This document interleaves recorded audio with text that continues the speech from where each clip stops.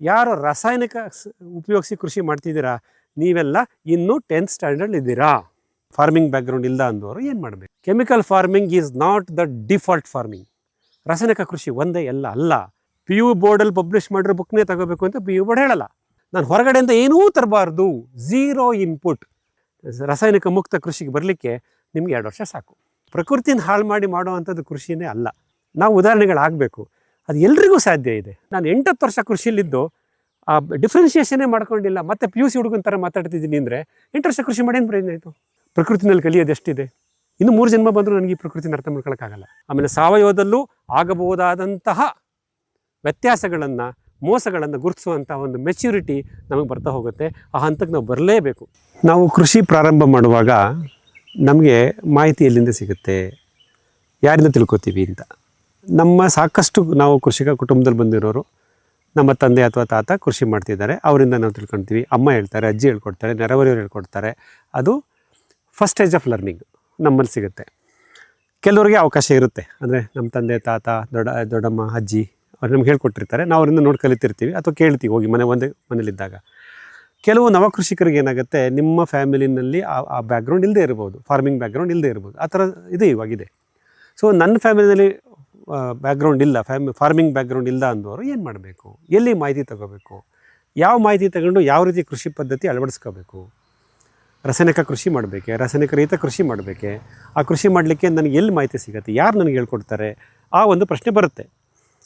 2 ಹಂತದಲ್ಲಿ ನನ್ನ ತಂದೆ ತಾತ ಕೃಷಿಕರಾಗಿದ್ದರೂ ನಾನು ಅವರಿಂದ ಪಡೆಯೋ ವಿಷಯಗಳು, ಅಥವಾ ನಾನು ನವಕೃಷಿಕನಾಗಿ ನನ್ನ ಸಂಸಾರದಲ್ಲಿ, ನನ್ನ ಫ್ಯಾಮಿಲಿನಲ್ಲಿ ನಾನೇ ಫಸ್ಟ್ ಫಾರ್ಮರ್ ಆಗಿ ಹೊರಟಾಗಲೂ ಇನ್ವೇರಿಯಬಲಿ ನಮಗೆ ಸಿಗೋದೆಲ್ಲ ರಾಸಾಯನಿಕ ಕೃಷಿಗೆ ಸಂಬಂಧಪಟ್ಟಂಥ ಮಾಹಿತಿಗಳು, ರಾಸಾಯನಿಕ ಕೃಷಿಗೆ ಸಂಬಂಧಪಟ್ಟಂಥ ವಿಷಯಗಳು, ರಾಸಾಯನಿಕ ಕೃಷಿಗೆ ಸಂಬಂಧಪಟ್ಟಂಥ ಉದಾಹರಣೆಗಳು. ಇದು ನೋಡಿ, ಇಟ್ಸ್ ಅನ್ಫಾರ್ಚುನೇಟ್, ನಮ್ಮ ತಂದೆನೂ ರಾಸಾಯನಿಕ ಕೃಷಿಗೆ ಚೇಂಜ್ ಆಗಿಬಿಟ್ರು ಹಸಿರು ಕ್ರಾಂತಿ ಹೆಸರಲ್ಲಿ. ಈಗ ನಮ್ಮ ತಂದೆಗಿದ್ದಿದ್ದು ನಾಲೆಡ್ಜ್ ಎಲ್ಲ ಅದೇ ರಾಸಾಯನಿಕ ಕೃಷಿನೇ, ಅದನ್ನೇ ನನಗೂ ಹೇಳ್ಕೊಟ್ಟಿದ್ದಾರೆ, ಅಥವಾ ಬೇರೆ ಎಲ್ಲಿ ಕೇಳಿದ್ರೆ ಅದೇ ಸಿಗ್ತಾ ಇದೆ. ಹಾಗಾಗಿ ಎಲ್ಲ ಕಡೆಯೂ ನಮಗೆ ರಾಸಾಯನಿಕ ಕೃಷಿನೇ ಎಲ್ಲ ಮಾತಾಡ್ತಿರ್ಬೇಕಾದ್ರೆ, ಅದೇ ಉದಾಹರಣೆಗಳು ನಮಗೆ ಕೊಡ್ತಿರ್ಬೇಕಾದ್ರೆ, what is the default syllabus ಅಂತ ನೀವು ಕೇಳಿದ್ರೆ, the default syllabus is chemical farming. ಅಲ್ಲಿಗೆ ಬಂದುಬಿಟ್ಟಿದ್ದೀವಿ. ಅಂದರೆ ಇದು ಹೆಂಗಾಗಿದೆ ಅಂದರೆ, ನಾವು ಆ ವಿಷಯಗಳನ್ನು ತಿಳ್ಕೊಂಡಾಗ ನಮ್ಗೆ ಅದೇ ನಿಜವೇನೋ, ಅಷ್ಟೇ ಏನೋ ಇದು ಅನ್ನೋ ಒಂದು ಇಮ್ಮೆಚ್ಯೂರ್ಡ್ ಸ್ಟೇಟಸ್, ಅಪ್ರೌಢಾವಸ್ಥೆಯಲ್ಲಿ ನಾವು ಯೋಚನೆ ಮಾಡೋಕ್ಕೆ ಹೋಗ್ತೀವಿ. ಅದಕ್ಕೆ ಕಾರಣ ನಮಗೂ ಮಾಹಿತಿ ಇರಲ್ಲ, ನಮಗೆ ಕೊಡೋ ಮಾಹಿತಿಗಳು ರಾಸಾಯನಿಕ ಕೃಷಿ ಕಡೆಗೇ ಇರುತ್ತೆ. ಹಾಗಾದರೆ ಆ ಸ್ಟೇಟಸ್ನ ನಾನು ಎಲ್ಲಿಗೆ ಹೋಲಿಸ್ಕೋಬೋದು ಅಂದರೆ, ನಾನು ಹೈಸ್ಕೂಲಿರೋ ಒಬ್ಬ ಹುಡುಗನ ಥರ ಹೇಳ್ಕೊತೀನಿ. 9th ಸ್ಟ್ಯಾಂಡರ್ಡ್ ಬಾಯ್, 10th ಸ್ಟ್ಯಾಂಡರ್ಡ್ ಗರ್ಲ್, ಆ ಹಂತದಲ್ಲಿ ಇದ್ದೀನಿ ಅಂತ. ಈಗ SSLC ಹಂತದಲ್ಲಿ ಇರತಕ್ಕಂಥ ಹುಡುಗ ಅಥವಾ ಹುಡುಗಿ ಏನು ಓದ್ತಾರೆ? ಅವ್ರ ಮೇಸ್ಟ್ ಹೇಳಿದ್ದೇ ಸತ್ಯ, ಪುಸ್ತಕದಲ್ಲಿ ಬರೆದಿರೋದೇ ಸತ್ಯ, ಅಥವಾ ಕಿವಿಲಿ ಕೇಳಿದ್ದೇ ಸತ್ಯ. ಬಿಕಾಸ್ ವಿಶ್ಲೇಷಣಾ ಮನೋಭಾವ ಏನು ನಮಗೆ ಬಂದಿರಲ್ವಲ್ಲ. ಹಾಗಾಗಿ ನಾವು ಅದನ್ನೇ ನಿಜ ಅಂತ ನಂಬ್ಕೊಂಡ್ಬಿಡ್ತೀವಿ. ಯಾವಾಗ ನಾವು ಕೃಷಿ ಮಾಡೋಕ್ಕೆ ಹೊರಡ್ತೀವಿ, ನಮ್ಮ ಪೂರ್ವಜರಿಂದ, ನೆರೆಹೊರೆಯರಿಂದ, ಅಥವಾ ಈ ಒಂದು ವ್ಯವಸ್ಥೆ ಏನೊಂದೊಂದು ವ್ಯವಸ್ಥೆ ಸೃಷ್ಟಿ ಮಾಡಿದೆಯಲ್ಲ, ಕೃಷಿ ಇಲಾಖೆ, ತೋಟಗಾರಿಕೆ ಇಲಾಖೆ, ಆ ಇಲಾಖೆ, ಈ GKVK, KVK, ಈ ವ್ಯವಸ್ಥೆಗಳಲ್ಲೆಲ್ಲ ನಮಗೆ ರಾಸಾಯನಿಕ ಕೃಷಿನೇ ಹೇಳ್ತಿರೋದ್ರಿಂದ ನಾವು as a 10th standard boy or a girl ಏನು ಯೋಚನೆ ಮಾಡ್ತೀನಿ, ಓಕೆ ಕೃಷಿ ಮೀನ್ಸ್ ರಾಸಾಯನಿಕ ಕೃಷಿ, ಇಲ್ಲಿ ಬೇರೆ ಏನೂ ಇಲ್ಲ, ಬೇರೆ ಏನೂ ಸಾಧ್ಯವೇ ಇಲ್ಲ, ಬೇರೆ ಏನೂ ಮಾಡೋಕ್ಕಾಗೋದೇ ಇಲ್ಲ. ಈ ಒಂದು ಮನಸ್ಥಿತಿಗೆ ನಾವು ತಲುಪಿಬಿಡ್ತೀವಿ. ನಾವು ಅಷ್ಟೇ ಜ್ಞಾನವನ್ನು ಇಟ್ಕೊಂಡು, SSLC ಸಿಲೆಬಸ್ ಓದ್ಕೊಂಡು ಅಷ್ಟೇ ಜ್ಞಾನ ಇಟ್ಕೊಂಡು ಆ ಉದಾಹರಣೆಗಳನ್ನ ತಗೊಂಡು ನಾವು ಕೃಷಿಗೆ ಇಳಿದ್ರೆ ಖಂಡಿತ ನಾವು ಹಿಡಿಯೋ ದಾರಿ ಯಾವುದು? ರಾಸಾಯನಿಕ ಕೃಷಿ. ಆದರೆ ರಾಸಾಯನಿಕ ಕೃಷಿಯಿಂದ ಆಗ್ತಕ್ಕಂಥ ಅವಘಡಗಳು, ಅದರಲ್ಲಿ ಆಗಿರ್ತಕ್ಕಂಥ ನಮ್ಮ ಆರೋಗ್ಯದ ಮೇಲಾಗಿರ್ತಕ್ಕಂಥ ಪರಿಣಾಮಗಳು ನಮ್ಮ ಗಮನಕ್ಕೆ ಬರೋದೇ ಇಲ್ಲ. ಯಾಕೆಂದರೆ SSLC ಸಿಲೆಬಸ್ಸಲ್ಲಿ ಅದೇನು ಹೇಳಿಲ್ಲ, ಹೀಗೆ ಬಂದುಬಿಟ್ಟಿದ್ದೀವಿ. ಅದಕ್ಕೆ ನಾನೇನು ಹೇಳ್ತೀನಿ ಅಂದರೆ, ಯಾರು ಕೃಷಿ ಮಾಡ್ತಿದ್ದೀರಾ, ಯಾರು ರಾಸಾಯನಿಕ ಉಪಯೋಗಿಸಿ ಕೃಷಿ ಮಾಡ್ತಿದ್ದೀರಾ, ನೀವೆಲ್ಲ ಇನ್ನೂ 10th ಸ್ಟ್ಯಾಂಡರ್ಡ್ ಇದ್ದೀರಾ, ಇನ್ನು SSLC ಲೆವೆಲಲ್ಲೇ ಇದ್ದೀರಾ ಅನ್ನೋದು ಒಂದು ಕಲ್ಪನೆ ಮಾಡ್ಕೊಳ್ಳಿ. ಹಾಗಾದರೆ ಏನು ಮಾಡಬೇಕು ಸಾರ್? ನಮ್ಮ ತಿಳುವಳಿಕೆಯನ್ನು ವಿಶ್ಲೇಷಣೆಗೆ ಒಳಪಡಿಸ್ಬೇಕು. ನಮ್ಮ ತಂದೆ ಹೇಳಿ ಸರಿನಾ, ಆ ಪುಸ್ತಕದಲ್ಲಿ ಓದಿ ಸರಿನಾ, ರಾಸಾಯನಿಕನೇ ಎಲ್ಲನಾ, ಹಾಗಾದ್ರೆ ರಾಸಾಯನಿಕದಿಂದ ದುಷ್ಪರಿಣಾಮಗಳಾಗ್ತಾ ಇಲ್ವಾ? ಇದನ್ನು ಪ್ರಶ್ನೆ ಮಾಡುವಂಥ ಒಂದು ಮನೋಧರ್ಮವನ್ನು, ಮೆಚ್ಯೂರಿಟಿನ ನಾವು ಗಳಿಸ್ಕೋಬೇಕು. ಅಂದ್ರೇನು? ನಮ್ಮ ಸಿಲೆಬಸ್ ಚೇಂಜ್ ಆಗಬೇಕು. ಈಗ SSLC ಸಿಲೆಬಸ್ ಸಾಕು, ಅದರಲ್ಲಿ ವಿಶ್ಲೇಷಣಾ ಮನೋಭಾವ ನನಗೆ ಬರ್ತಾ ಇಲ್ಲ, ಮೇಷ್ಟ್ರು ಹೇಳಿದ್ದೆ ಸತ್ಯ, ಪುಸ್ತಕದಲ್ಲಿರೋದೇ ಸತ್ಯ ಅನ್ನೋ ನಂಬ್ಕೊಂಡು ವ್ಯವಸ್ಥೆ ಏನಿದೆ, ನಾನು ಇವಾಗ PUCಗೆ ಬರಬೇಕು. ನೆಕ್ಸ್ಟ್ ಹಂತಕ್ಕೆ ನಾವೇನು ಮಾಡ್ತೀವಿ? PUCಗೆ ಬರ್ತೀವಿ. ನೋಡಿ ಪಿ ಯು ಸಿಗೆ ಬಂದಾಗ ಏನಾಗುತ್ತೆ, ನಾನು ಎಸ್ ಎಲ್ ಸಿ ತನಕ ಸೋಷಿಯಲ್ ಸ್ಟಡೀಸ್ ಅಂತ ಒಂದು ಬುಕ್ ಕೊಡ್ತಾರೆ, ಮ್ಯಾಥಮೆಟಿಕ್ಸ್ ಅಂತ ಒಂದು ಬುಕ್ ಇರುತ್ತೆ, ಅದನ್ನೇ ಓದ್ತಾ ಇರ್ತೀವಿ, ಎಲ್ಲರೂ ಓದ್ತಿರ್ತೀವಿ. ನಾವು 50 ಜನ ಇದ್ದೀವಿ ಒಂದು ಸೆಕ್ಷನಲ್ಲಿ, ಎಲ್ಲ ಅದನ್ನೇ ಓದ್ತಿರ್ತೀವಿ. ಪಿ ಯು ಸಿಗೆ ಬಂದಾಗ ನೀವು PCMB ತೊಗೊಂಡ್ರಿ ಇಟ್ಕೊಳ್ಳಿ, ನಾನು ಅದನ್ನೇ ತೊಗೊಂಡಿದ್ದೆ 1985ರಲ್ಲಿ. ಸೊ PCMB ತೊಗೊಂಡಾಗ ಫಿಸಿಕ್ಸ್ ಅಂತ ಒಂದು ಸಬ್ಜೆಕ್ಟ್ ಇರುತ್ತೆ. ಫಿಸಿಕ್ಸ್ಗೆ ಯಾವ ಬುಕ್ ತೊಗೋಬೇಕು, ಅದ್ಯಾರೋ ರಾಮನ್ ಅನ್ನೋರು ಬುಕ್ ತೊಗೋಬೇಕು, ವೆಂಕಟರಾಘವನ್ ಅನ್ನೋರು ಬುಕ್ ತೊಗೋಬೇಕು, ಆ ಥರಗಳು ಇನ್ನೂ ಸರಿ ನೆನಪಿಲ್ಲ. ಅಂದರೆ ನನಗಲ್ಲಿ ಒತ್ತಡ ಇಲ್ಲ, ಪಿ ಯು ಬೋರ್ಡಲ್ಲಿ ಪಬ್ಲಿಷ್ ಮಾಡಿರೋ ಬುಕ್ನೇ ತೊಗೋಬೇಕು ಅಂತ ಪಿ ಯು ಬೋರ್ಡ್ ಹೇಳಲ್ಲ. ಫಿಸಿಕ್ಸ್ ಒಂದು ಸಬ್ಜೆಕ್ಟು, ಅದಕ್ಕೆ 3-4 ಜನ ಆ ಥರ ಇದ್ದಾರೆ, ನಿಮ್ಗೆ ಯಾವ ಬುಕ್ ಬೇಕಾದ್ರೂ ತೊಗೊಳ್ಳಿ. ಅರ್ಥ ಆಗ್ತಿದೆಯಾ ಮಿತ್ರರೇ? ಪಿ ಯು ಸಿಗೆ SLC ಗೆ ಡಿಫ್ರೆನ್ಸ್ ಅಂತ. ಇಲ್ಲಿ ನಿಮಗೆ ಮಾಹಿತಿಗಳ ಮೂಲ ಜಾಸ್ತಿ ಆಗ್ತಾ ಹೋಗುತ್ತೆ. ಅವಾಗೇನು ನಾನು ಯಾವುದನ್ನು ನಿಜ ಅಂತ ನಂಬ್ಕೊಂಡಿದ್ನೋ SLC ಹಂತದಲ್ಲಿದ್ದಾಗ, ನಾನು ಪಿ ಯು ಸಿಗೆ ಬಂದಾಗ ನನಗೆ ಬೇರೆ ಬೇರೆ ಮಾಹಿತಿಗಳು ಸಿಗುತ್ತೆ. ಒಂದೇ ವಿಷಯದ ಬಗ್ಗೆ ಮಲ್ಟಿಪಲ್ ಒಪಿನಿಯನ್ ಇರುತ್ತೆ. ಆ ಮಲ್ಟಿಪಲ್ ಒಪಿನಿಯನನ್ನು ನೋಡ್ಕೊಳ್ಳುವಂಥ, ಕೇಳ್ಕೊಳ್ಳುವಂಥ, ಸಾಧ್ಯವಾದರೆ ಅದನ್ನು ಅರ್ಥ ಮಾಡಿಕೊಂಡು ವಿಶ್ಲೇಷಣೆ ಮಾಡುವಂಥ ಪ್ರೌಢತೆಯೂ ನಮಗೆ ಬಂದಿರುತ್ತೆ. ಹಾಗಾಗಿ ಈಗ ನಿಮಗೆ ರಾಸಾಯನಿಕ ಕೃಷಿಯ ದುಷ್ಪರಿಣಾಮಗಳು ಮತ್ತು ರಾಸಾಯನಿಕ ರಹಿತ ಕೃಷಿಯ ಉತ್ತಮ ಮಾರ್ಗಗಳು ನಿಮಗೆ ಅಲ್ಲಿ ಕಾಣ್ತಾ ಬರುತ್ತೆ. ಇದು ನಾನು ಅದನ್ನು ಪಿ ಯು ಸಿ ಅಂತ ಹೇಳ್ತೀನಿ. ಪಿ ಯು ಸಿ ಎಷ್ಟು ವರ್ಷ ಮಾಡ್ತೀವಿ? 2 ವರ್ಷ ತಾನೇ. ಈ ಹಂತದಲ್ಲಿ ನಾವು ರಾಸಾಯನಿಕವನ್ನು ಬಿಡಬೇಕು, ನೈಸರ್ಗಿಕ ಕೃಷಿ ಅಥವಾ ಸಾವಯವ ಕೃಷಿ ಅಥವಾ ರಾಸಾಯನಿಕ ರಹಿತ ಕೃಷಿಯನ್ನು ಹಿಡಿಬೇಕು ಅನ್ನೋ ಒಂದು ಮುನ್ನೋಟ, ವಿಷನ್ ನಮ್ಮ ಮುಂದೆ ಬರ್ತಾ ಬರುತ್ತೆ. ನಾನು ಆಲ್ರೆಡಿ ಕೃಷಿ ಪ್ರಾರಂಭ ಮಾಡಿ ರಾಸಾಯನಿಕದಲ್ಲಿ ಶುರು ಮಾಡಿದರೆ ನಾನು ಒಂದು ಸ್ಟೆಪ್ ಹಿಂದೆ ಹೋಗಬೇಕು. ಅಯ್ಯೋ, ನಾನು ಹೋಗ್ತಿದ್ದ ದಾರಿ ತಪ್ಪು, ನಾನು ರಾಸಾಯನಿಕ ಮಾಡಬಾರ್ದು, ಏಕೆಂದರೆ ಇಲ್ಲಿ ಈ ಥರ ಹೇಳ್ತಿದ್ದಾರೆ ಅನ್ನೋ ಒಂದು ಮನವರಿಕೆ ಬರೋಕ್ಕೆ ಶುರುವಾಗುತ್ತೆ ಆಲ್ರೆಡಿ ಕೃಷಿ ಮಾಡ್ತಿದ್ದವ್ರಿಗೆ. ನವಕೃಷಿಕರಿಗೆ ಈ ಕಲಿಯೋ ಹಂತದಲ್ಲಿದ್ದಾಗ ನೀವು ಪಿ ಯು ಸಿ ಬುಕ್ ಕೈಲಿ ತೊಗೊಂಡು ಓದ್ತಾ ಇದ್ದಾಗ ನಿಮ್ಗೆ ಅರ್ಥ ಆಗ್ತಾ ಹೋಗುತ್ತೆ, chemical farming is not the default farming. ರಾಸಾಯನಿಕ ಕೃಷಿ ಒಂದೇ ಎಲ್ಲ ಅಲ್ಲ. There are alternative systems which protects this nature, which protects this ecology. ನಿಮಗೆಲ್ಲ ಅರ್ಥ ಆಗ್ತಾ ಹೋಗುತ್ತೆ. ನೀವು ಕೃಷಿ ಪ್ರಾರಂಭ ಮಾಡೋಕ್ಕೆ ಮುಂಚೆ ದಯವಿಟ್ಟು ಪಿ ಯು ಸಿ ಬುಕ್ ತಗೊಂಡು ಓದಿ. SLC ಬುಕ್ಕಿಗೆ ನಿಮ್ಮ ನಾಲೆಡ್ಜನ್ನು ನಿಲ್ಲಿಸ್ಕೋಬೇಡಿ. ಅವಾಗ ಏನಾಗುತ್ತೆ, ನಿಮಗೆ ಕೃಷಿ ಪ್ರಾರಂಭ ಮಾಡುವಾಗಲೂ ನಿಮಗೆ ಇವೆಲ್ಲ ಅರ್ಥ ಆಗ್ತಾ ಇರುತ್ತೆ. ಪ್ರಾರಂಭ ಮಾಡಿದವ್ರಿಗೂ ಅದರ ಸಾಧಕ ಬಾಧಕಗಳು ಅರ್ಥ ಆಗ್ತಾ ಹೋಗುತ್ತೆ. ಇದನ್ನು ನಾವು 2 ವರ್ಷಕ್ಕೆ ಸೀಮಿತ ಮಾಡ್ತೀವಿ. ಆ್ಯಸ್ ಎ ಟ್ರಾನ್ಸಿಷನ್ ಫಾರ್ಮರ್ ನೀವು ರಾಸಾಯನಿಕ ಕೃಷಿಯಿಂದ ರಾಸಾಯನಿಕ ಮುಕ್ತ ಕೃಷಿಗೆ ಬರಲಿಕ್ಕೆ ನಿಮಗೆ 2 ವರ್ಷ ಸಾಕು. ಅದರಲ್ಲಿ ನಿಮಗೆ ಒಳ್ಳೆಯದು ಯಾವುದು, ಕೆಟ್ಟದ್ದು ಯಾವುದು, ಅದನ್ನು ವಿಶ್ಲೇಷಣೆ ಮಾಡೋದು, ನಾನು ಕೆಟ್ಟದನ್ನು ತೆಗೆಸೋದು ಹೇಗೆ, ಒಳ್ಳೆಯದನ್ನು ಅಡಾಪ್ಟ್ ಮಾಡ್ಕೊಳ್ಳೋದು ಹೇಗೆ, ಒಳ್ಳೆಯದ್ರಲ್ಲಿ ಒಳ್ಳೆಯದು ಯಾವುದು. ಮತ್ತು ಸಾವಯವ ಕೃಷಿ ಎಲ್ಲ ಒಳ್ಳೆಯದಲ್ಲ. ಸಾವಯವ ಕೃಷಿನಲ್ಲೂ ಬೇಕಾದಷ್ಟು ಮಿತಿಗಳಿವೆ. ಸಾವಯವ ಕೃಷಿನಲ್ಲೂ ಬೇಕಾದಷ್ಟು ನಮ್ಮನ್ನು ಕಾಲಿಗೆ ಕಟ್ಟಾಕುವಂಥ ಪ್ರಯತ್ನಗಳು ನಡೀತಾ ಇವೆ. ಅದರಲ್ಲೂ ಮತ್ತೆ ವಿಶ್ಲೇಷಣೆ ಮಾಡಬೇಕು. ಅದು ನೀವು ಸೆಕೆಂಡ್ ಪಿ ಯು ಸಿ ಬರೋಷ್ಟಕ್ಕೆ ಇವೆಲ್ಲ ಮಾಡ್ತೀರಾ. ಆವಾಗ ಮಾಡಿ ನೀವು, ನಾನು ರಾಸಾಯನಿಕ ಒಳಸುರಿ ತಂದು ನಾನು ಕೃಷಿ ಮಾಡಲ್ಲ, ಸಾವಯವ ಕೃಷಿ ಮಾಡ್ತೀನಿ, ಅದಕ್ಕೆ ನಾನು ಒಳಸುರಿಗಳು ತರ್ತೀನಿ. ಆದರೆ ಎಲ್ಲಿಂದ ತರ್ತೀನಿ, ಆ ಒಳಸುರಿ ಕೊಡುವಂಥ ಆ ಸೋರ್ಸು, ಅದ್ರದ್ದು ಗುಣಮಟ್ಟ ಏನು, ಕ್ವಾಲಿಟಿ ಏನು, ಪ್ರೈಸ್ ಏನು, ಪರ್ಫಾರ್ಮೆನ್ಸ್ ಏನು, ಇದನ್ನೆಲ್ಲ ಪ್ರಶ್ನೆ ಮಾಡಬೇಕು. ನೀವು second P U C 9th standard ಅಲ್ಲ. ಪ್ರಶ್ನೆ ಮಾಡ್ಕೊಳ್ಳಿ. ಪ್ರಶ್ನೆ ಮಾಡಿಕೊಂಡು ಯಾವ ಇನ್ಪುಟ್ಸ್ ತರಬೇಕು, ಎಲ್ಲಿ ತರಬೇಕು ಅರ್ಥ ಮಾಡ್ಕೋತೀವಿ. ಈ ಒಂದು ಇಂಟರ್ನಲ್ ಗ್ರ್ಯಾಜುಯೇಷನ್ ನಮ್ಗೆ ಆಗ್ತಾ ಹೋಗುತ್ತೆ. 2 ವರ್ಷದಲ್ಲಿ ನಮ್ಗೆ ಏನು ಅರ್ಥ ಆಗುತ್ತೆ ಅಂತಂದರೆ, ನಾವು ಸಾವಯವ ಕೃಷಿ ಮಾಡಬೇಕು, ಆದರೆ ಮತ್ತೆ ರಾಸಾಯನಿಕ ಕೃಷಿಯ ತರಹ ಒಳಸುರಿಗಳನ್ನು ವೆಚ್ಚವನ್ನು ಹೆಚ್ಚು ಮಾಡಿಕೊಂಡು ಇನ್ಕ್ರೀಸ್ ಆಫ್ ಇನ್ಪುಟ್ ಕಾಸ್ಟ್ ಮಾಡ್ಕೊಂಡು ಮಾಡಬಾರ್ದು. ನಾನು ಇನ್ಪುಟ್ ಕಾಸ್ಟ್ನ ಕಮ್ಮಿ ಮಾಡ್ಕೋಬೇಕು ಅನ್ನೋ ಒಂದು ಮನೋಧರ್ಮ ನಮ್ಮಲ್ಲಿ ಬೆಳೆಯುತ್ತೆ. ಈ ಹಂತಕ್ಕೆ ನಾನು ಬಂದವ್ರಿಗೆ second P U C pass ಅಂತ ಹೇಳ್ತೀನಿ. ಸೊ ನಾವೆಲ್ಲಿದ್ವಿ, ಫಸ್ಟು SSLCನಲ್ಲಿದ್ವಿ, ಆಮೇಲೆ 2 ವರ್ಷ ಇದೆಲ್ಲ ಕಲ್ತ್ಕೊಂಡ್ಬಂದ್ವಿ. ಒಳ್ಳೇದ್ಯಾವುದು, ಕೆಟ್ಟದ್ಯಾವುದು, ಕಪ್ಪು ಯಾವುದು, ಬಿಳುಪು ಯಾವುದು ಗೊತ್ತಾಯಿತು. ನಾನು 2ನೇ ಹಂತ ಮೆಟ್ಲಿಗೆ ಏರಿದೆ. ಈ ತ್ರಿಭುಜ ಅಂತ ಅಂದ್ಕೊಳ್ಳಿ. ಬಾಟಮ್ ಆಫ್ ದ ಪಿರಮಿಡ್ ಬಂದು SSLC, ನೆಕ್ಸ್ಟ್ ಲೇಯರ್ ಬಂದು ಪ್ರೀ ಯೂನಿವರ್ಸಿಟಿ ಹಂತ.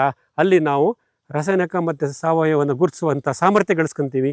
ಆಮೇಲೆ ಸಾವಯವದಲ್ಲೂ ಆಗಬಹುದಾದಂತಹ ವ್ಯತ್ಯಾಸಗಳನ್ನು, ಮೋಸಗಳನ್ನು ಗುರುತಿಸುವಂಥ ಒಂದು ಮೆಚ್ಯೂರಿಟಿ ನಮಗೆ ಬರ್ತಾ ಹೋಗುತ್ತೆ. ಆ ಹಂತಕ್ಕೆ ನಾವು ಬರಲೇಬೇಕು.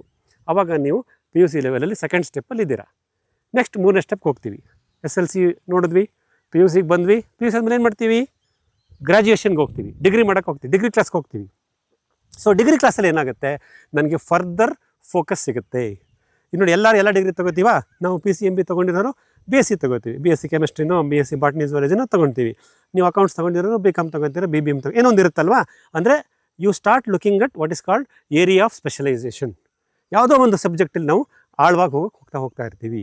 ನೀವು 2 ವರ್ಷದಲ್ಲಿ ಎಲ್ಲವನ್ನು ದಾಟಿ ರಾಸಾಯನಿಕವನ್ನು ತ್ಯಜಿಸಿ ಸಾವಯವದಲ್ಲಿ ಒಳ್ಳೆಯದನ್ನು ಮಾತ್ರ ತಗೊಂಡು ನಾವು ಎಕ್ಸ್ಪ್ಲಾಯ್ಟ್ ಆಗ್ದಂಗೆ ನೋಡಿಕೊಂಡು ಯಾರದೋ ಮಾತುಗಳನ್ನು ಕೇಳ್ಕೊಂಡು ನಾವು ಎಕ್ಸ್ಪೆರಿಮೆಂಟ್ ಮಾಡೋಕ್ಕೆ ಹೋಗಿ ನಮ್ಮ ಹಣ ಮತ್ತು ಸಮಯ ಮತ್ತು ನಮ್ಮ ಭೂಮಿನ ಹಾಳು ಮಾಡ್ಕೊಳ್ಳೋದಲ್ಲೇ ಮುಂದಕ್ಕೆ ಹಂತಕ್ಕೆ ನಾವು ಈಗ ಗ್ರ್ಯಾಜುಯೇಷನ್ ಡಿಗ್ರಿಗೆ ಅಡ್ಮಿಷನ್ ಆಗಿದ್ದೀವಿ.